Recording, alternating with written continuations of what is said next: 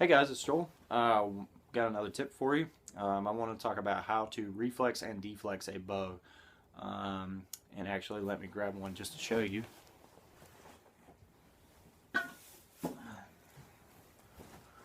This bow, which I showed you earlier, is a reflex and deflex and all kinds of silly things that I did to it. But basically, how to do that. You've tapered your pipe. It looks great. It's even. What do you do from there? You want to add some recurves to it. Recurves make a huge benefit. A straight recurve bow with 6-inch recurves on the end. Let me show you another one.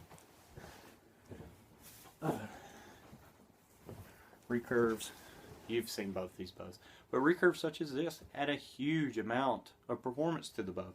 This bow shoots in the 145 feet per second range with about a 500 grain arrow on a good day when it's a little cold outside, and it pulls about 35 pounds. So this is a great bow, and it's because it's a elegant, easy design to make.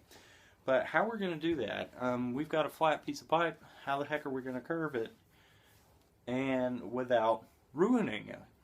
Because I see a lot of people in the beginning, they try to recurve the tips of the bow, and what do? They overheat it, they burn it, or cracks form, splits form in the pipe. They get curvy recurves, like not curved the way they want them to be. They kind of snake around. So they get lumps in the pipe because they didn't heat it evenly. And just like everything else, we need to evenly heat. So how we're going to do that, I'm just going to show you the idea just like I did with even heating. The way that I heat for recurves are pretty much anything. Recurves, that's all we're going to talk about right now is recurves. I make the mark where I want it to be at. 6-inch recurves on a 10-inch round pot or frame or whatever. I use a pie pan, I believe. I like the 10 ones, the nice ones that clamp around. But anyways, you take it, how I do it, and it's up to you, but this is how I do it, and I never have a problem, is I set the heat gun down flat, turn it on, at my mark, I roll the bow over top of it 4 times, and then go back 4 times. Roll the bow 4 times, and then go back 4 times. And then I do that a total of 4 times. So I've rotated the bow 16 times. That puts even heat all the way around. Now that won't be enough to puff it up unless the pipe's already hot, and then you shouldn't be doing it. That requires another type of technique. I'm talking about a cold piece of pipe. Once you've done that, I literally hold the bow up, and at my mark, I take my heat gun and I make my curlicue patterns, my swirls, just on the side that I will be curving. And that's it. And I go like this a couple of times. Now what you're going to find is the section, if you're heating a 6-inch section, the section that's about 3 inches down is going to start to puff.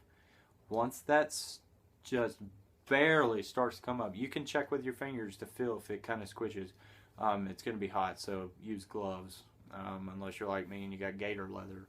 But you can feel it. It'll just start to squish. Kind of avoid that spot now. Don't touch it anymore. Come back up here and heat this area, and then heat below it. And wherever you've made your line, if it's 6 inches, heat a little below that just as well, so you don't end up getting a buckle there, which will be a low point, a dip in it.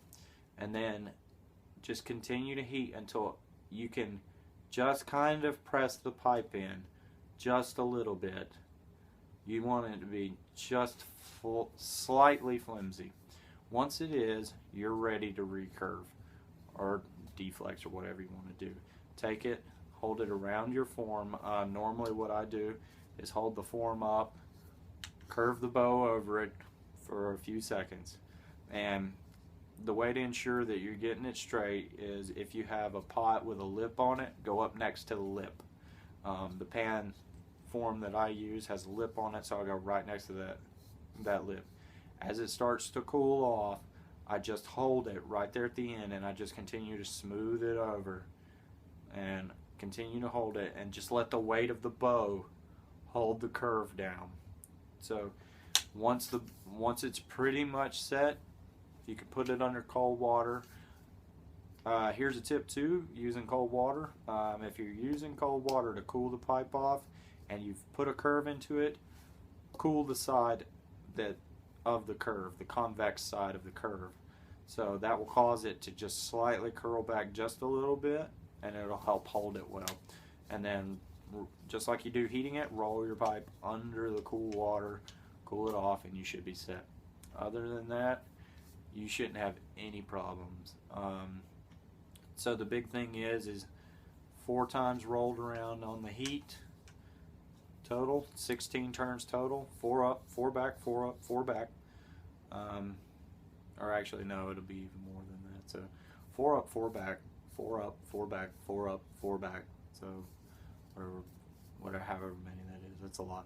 So just continue to do that, and then heat up the side you're going to curve. And remember, it's going to puff up in about the middle, because that's where the heat starts to sink at. If you're familiar with heat sinks, that's what it's going to do. So it's going to start to puff there. Avoid that. Heat the top, heat the bottom a little below the line, maybe a ½ inch or so below the line, maybe an inch. Doesn't matter. Not a whole lot of heat needs to be there. Just enough allow a smooth, even bend. Then roll it over your form. Hold it. As it starts to cool, kind of massage it out. Make sure it's straight. If there's a lip on the form, hold it up next to that lip. Other than that, you shouldn't have any problems. Hope this helps. If you have any questions or comments, let me know. Hope to see you on the Google Plus community for PVC archery and crafting. If you haven't joined, join now. Whole lot of brains over there. See you guys later. Bye.